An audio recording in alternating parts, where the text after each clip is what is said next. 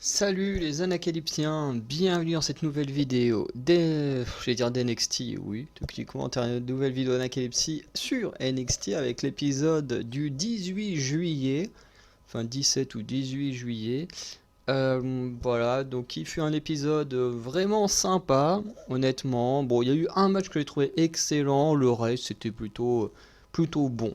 Voilà, c'est ce qu'on peut retenir de ce show. Donc, on va laisser l'intro comme ça, et puis on va directement parler du show.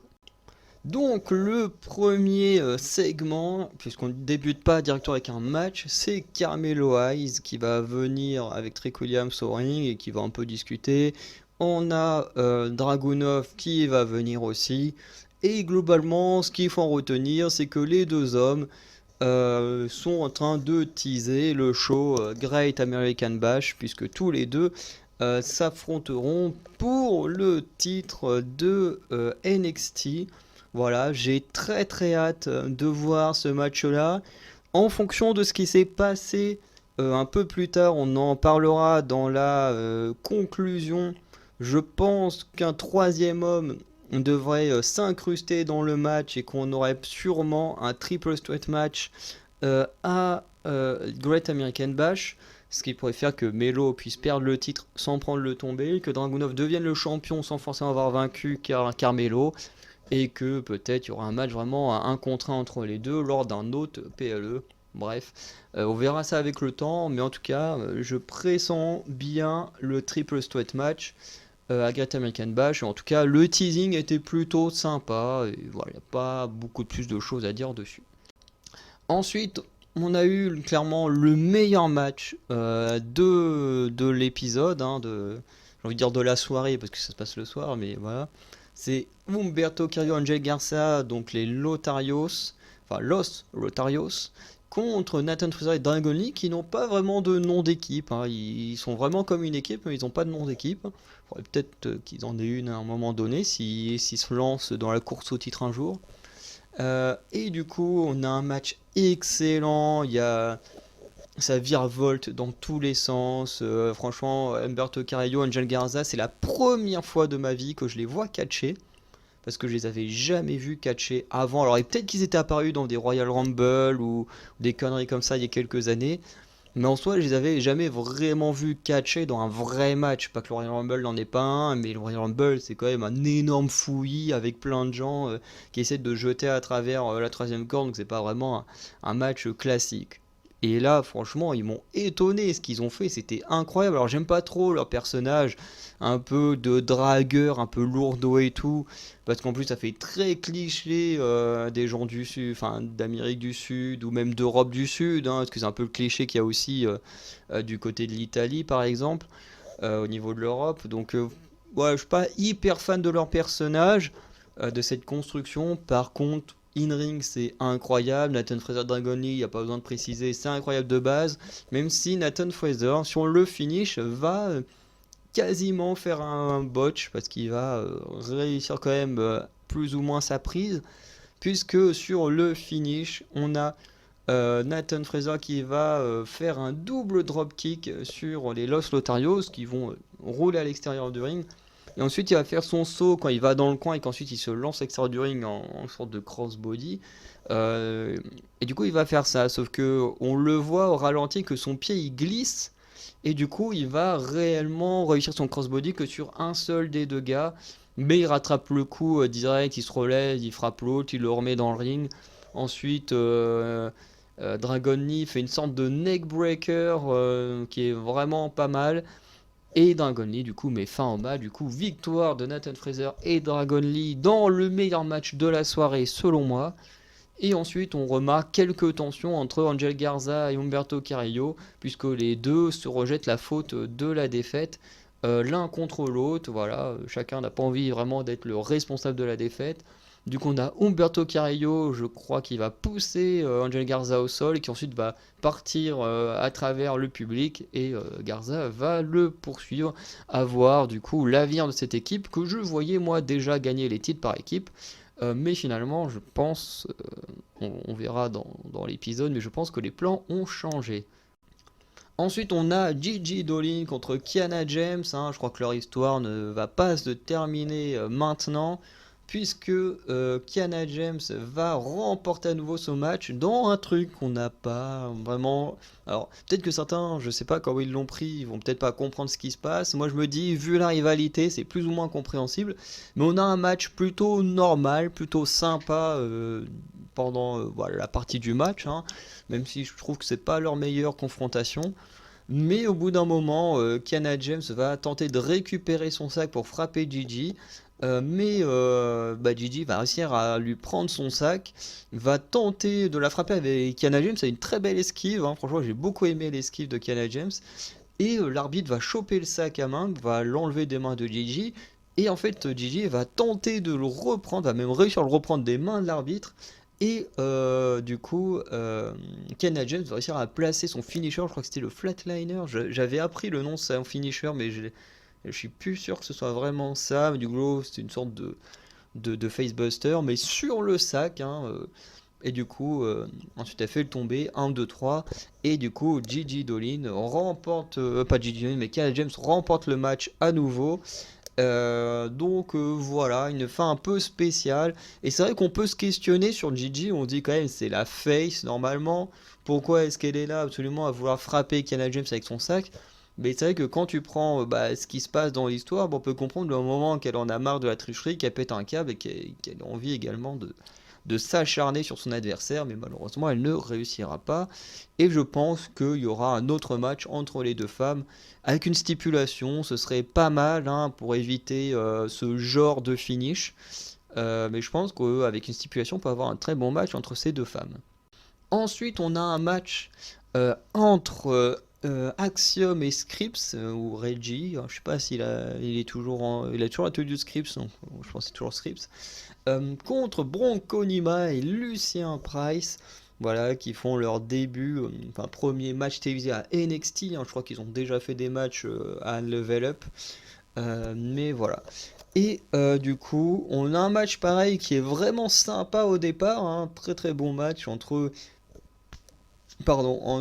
Bronco et Lucian, qui sont vraiment dans la puissance et tout. Et les deux petits voltigeurs qui sont plus dans l'esquive, le contre et tout. Et c'était plutôt sympa jusqu'au moment où Script attaque Axiom par derrière. Et du coup, il se pose ensuite dans le coin, parce que l'arbitre lui dit remets-toi dans ton coin. Du coup, il s'assoit sur la troisième corde. Et il regarde Lucien et Bronco totalement détruire Axiom pour la victoire. Donc Bronco Nima et Lucien Price remportent leur premier match télévisé, notamment avec une trahison de Scripps. Et la vraie question que l'on peut se poser à la fin de ce match, c'est euh, est-ce que Scripps a vraiment fait un face turn ou est-ce qu'il a réellement... Enfin bref, je redis parce que je me perds dans mon explication. Est-ce que Reggie a vraiment fait un face turn et du coup la compagnie avait des plans pour faire une équipe avec les deux voltigeurs, mais ils ont annulé les plans et du coup ils ont fait ce heel turn, hein, qui serait voilà, un face turn et un heel turn assez proche hein, dans le cas de son personnage, ou est-ce que Scripps depuis le début a fait semblant d'être gentil et en fait veut vraiment détruire Axiom comme depuis les débuts de Scripps à NXT. Voilà, c'était ça ma question. Voilà, est-ce que son face turn était réel ou est-ce que depuis le début c'était un plan pour amadouer Axiom pour mieux le détruire. Voilà. N'hésitez pas à me répondre en commentaire si vous avez la réponse ou si vous avez une idée de ce que pourrait être la réponse.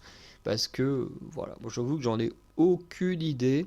J'avoue que je préférerais la deuxième hypothèse, hein, que ce soit vraiment un personnage de script qui soit hyper manipulateur, plutôt que on nous ait teasé une équipe incroyable de voltigeurs et qu'en fait on s'est dit ah bah non finalement on va mettre d'autres gens sur les titres par équipe et puis voilà un peu comme ce qui se passe avec Angel et Umberto.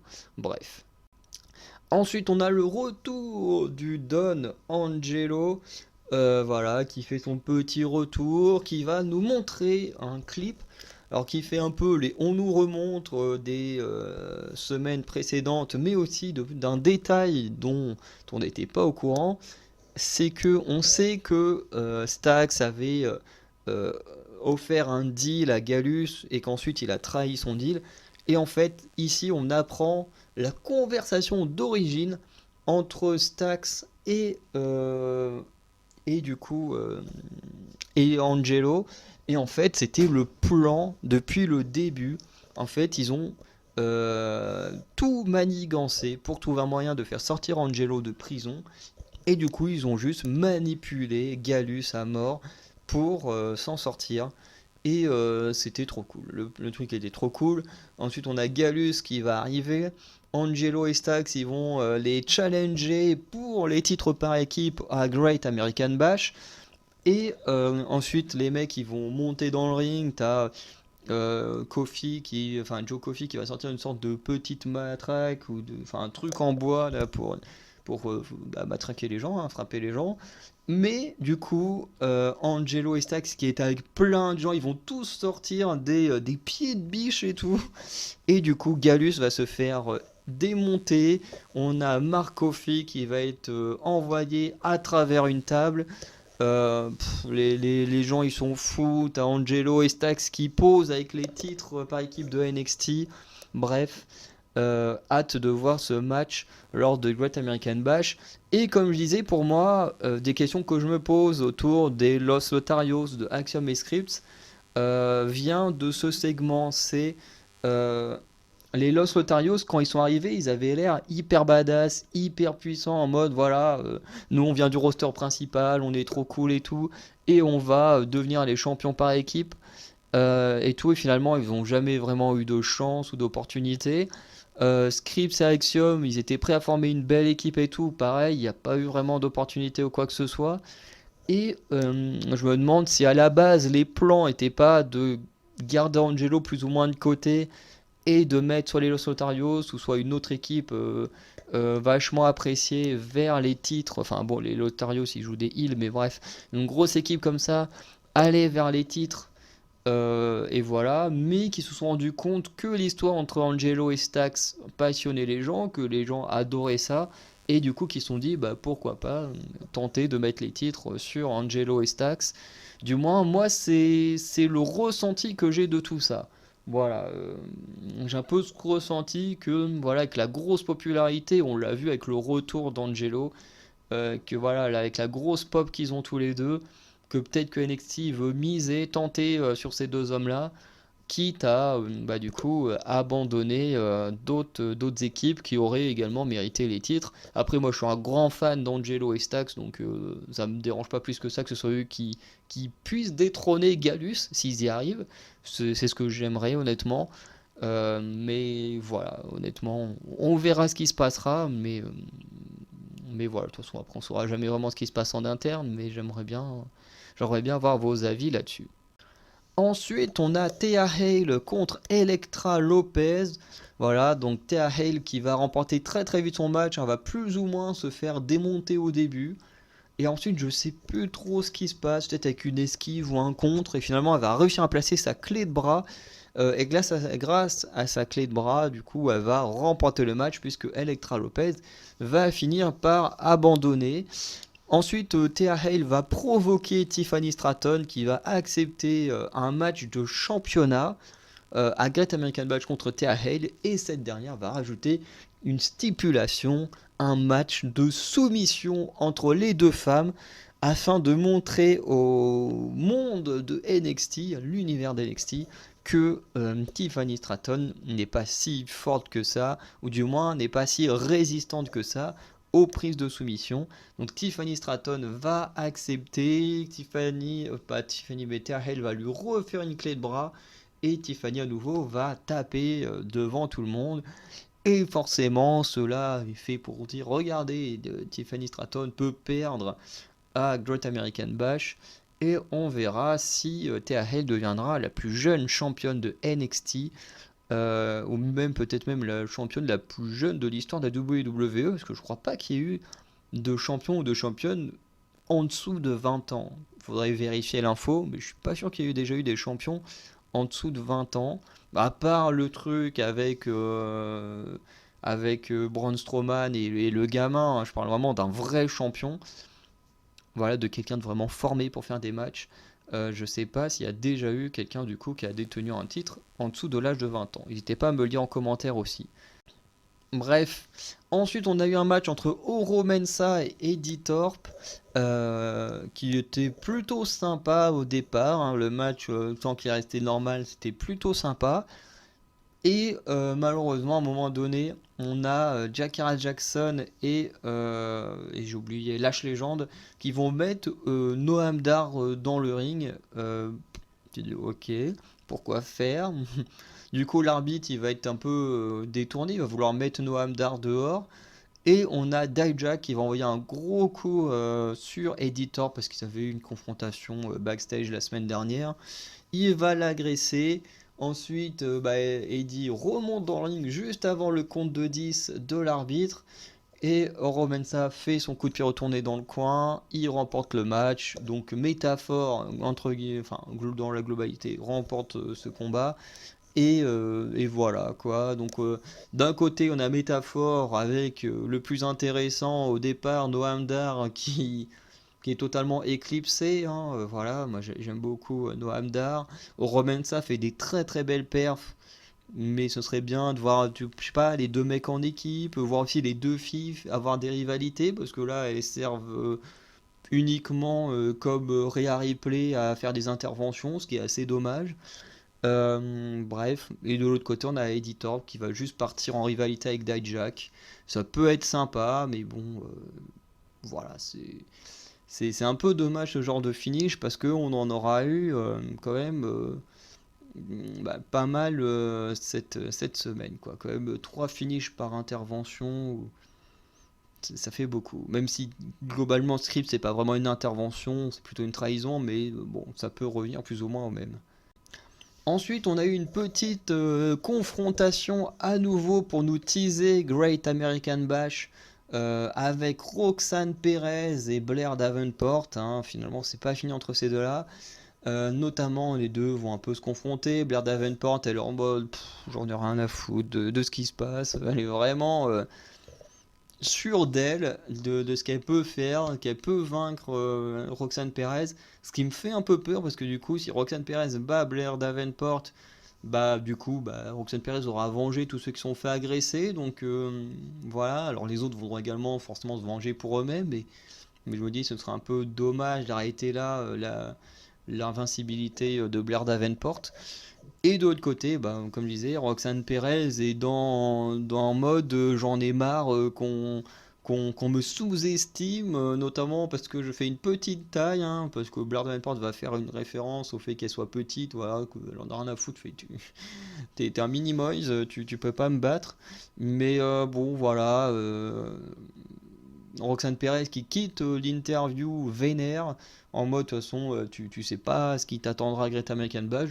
Globalement je vais te montrer que je suis pas juste une petite fille mignonne, hein. Je peux devenir un vrai monstre. Et j'avoue que d'un côté j'ai très hâte de voir ça, de voir une Roxanne Perez retravaillée, mais en même temps ça me fait peur pour Blair Davenport. Voilà, voir ce qui va se passer. J'aimerais beaucoup qu'il y ait une stipulation pour rendre la confrontation encore plus stiff, plus violente. Bon, on verra, hein, mais voilà, on verra. Et ensuite, on a le main event, du coup, Dominic Mysterio contre Wesley pour le titre nord-américain. Et j'avoue que j'ai une petite déception sur ce match. Je m'attendais vraiment à un très bon match. Alors je m'étais déjà fait spoiler le fait que Dodo allait remporter le titre nord-américain. Mais je m'attendais quand même à un excellent match. Je veux dire, on a quand même Wesley qui en général fait des matchs excellents, même contre des catcheurs que j'aime pas trop à la base, comme Dijak, hein. Dijak, j'arrive vraiment pas à rentrer dans ces matchs. Et pourtant, face à Wesley, c'était très bon. Bon, face à Dragunov aussi. Son deuxième match contre Dragunov était très bon. Le premier était vraiment nul. Mais voilà, à part ça, Euh, voilà, Wesley, je le trouve pas du tout décevant. Il est juste incroyable, mais là, je sais pas, on a eu ce collier de tête qui a duré je sais pas combien de temps, des petits esquives, des petits trucs, Rhea Ripley qui s'impose de temps en temps pour éviter que Wesley attaque Dominique. Ouais, puis c'est pas le même rythme habituellement. Wesley, ça va plus vite, ça voltige. Là, c'était très lent, ouais, c'était différent de d'habitude. En plus, Dominique, on le laisse même pas gagner clean, quoi. Dominique, il gagne parce que Finn Balor, il intervient. Et puis, Damien Priest, il essaye. Bon, il se prend le cardiac kick en pleine tronche. Et au final, Wesley veut faire un deuxième cardiac kick sur Dominique. Mais là, c'est Rhea Ripley qui lui envoie un coup de ceinture en plein visage. Et du coup, bah, Dominique, il en profite. 1, 2, 3, nouveau champion nord-américain. Et en soi, ça me dérange pas que Dominique soit champion nord-américain, parce que je l'aime bien, Dominique. Mais j'ai trouvé que ce match était pas bon. Honnêtement, j'ai trouvé que ce match était pas bon. Voilà, je m'en fiche que Dominique y gagne, mais ils auraient pu déjà le faire gagner clean, hein. Je pense qu'il a les capacités de gagner des matchs sans intervention, parce qu'il fait quand même des très bonnes choses, Dominique. Et à côté de ça, ben, le match n'était pas à la hauteur de ce que j'attendais. Alors peut-être que j'attendais trop de ce match, peut-être. Mais en tout cas, moi, je l'ai trouvé plutôt décevant.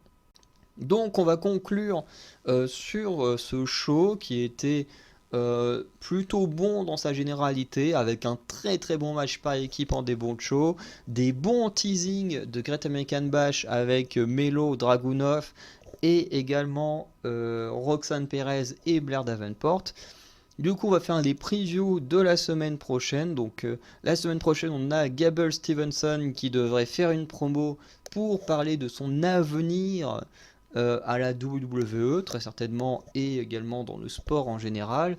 On aura un match de stipulation entre Dana Brooke et Cora Jade qui s'appellera le Kendo Stick Match. Donc, sûrement un match où tu peux utiliser que des Kendo Sticks comme arme. Ce serait très bizarre que Cora Jade elle perde sur ce match alors qu'elle se promène toujours avec un kendo stick, donc techniquement elle est censée savoir mieux l'utiliser que Dana Brooke, hein, parce qu'on a vu que Dana Brooke c'était pas trop ça la semaine dernière. Et on aura un triple threat match qui sera très certainement l'opener ou le main event avec du coup Carmelo Hayes, Trick Williams et Ilya Dragunov contre Schism, donc bah, les trois gars de Schism, parce que je suis en train de réfléchir, il y en a un des trois dont j'ai plus le nom, donc je vais éviter de prononcer leur nom. Bref. Et je voulais revenir là-dessus, effectivement, sur le fait qu'on aura un face-à-face avec... Enfin, on a eu, du coup, un face-à-face entre Carmelo Hayes et Joe Gacy.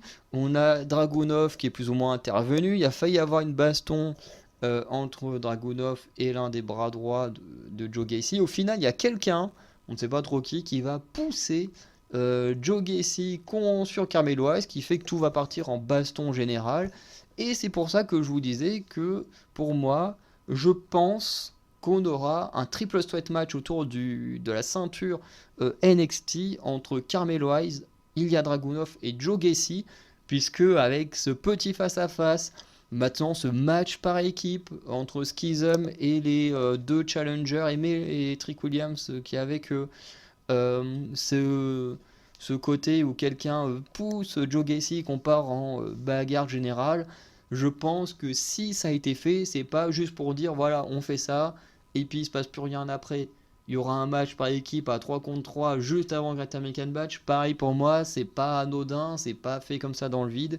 Donc il y aura soit un triple threat match à Great American Batch, soit Joe Gacy sera le prochain challenger au titre de NXT ou je ne sais pas, mais tu peux pas ramener Joe Gacy comme ça en face à face avec le champion et le challenger pour ensuite ne plus jamais rien faire de Joe Gacy autour du titre. Ce serait trop bizarre. Bref, en tout cas, moi, c'est ce que j'imagine qui pourrait se passer. Bref. Donc n'hésitez pas à me dire ce que vous avez pensé de cet épisode et des questionnements que j'ai pu avoir au cours de cet épisode. Et sinon, bah, on se dit à très bientôt avec notamment l'épisode de la semaine prochaine. Du coup, également un comment dire comment on appelle ça? Ça fait tellement longtemps que j'ai pas fait ce genre de vidéo que j'ai oublié. Mais bref, essayez de deviner les victoires qu'il y aura à Great American Bash, plus forcément un épisode sur Great American Bash. Donc ça, c'est les vidéos qui viendront prochainement. Allez, je vous souhaite une bonne journée, une bonne soirée, je vous dis à très bientôt. Ciao.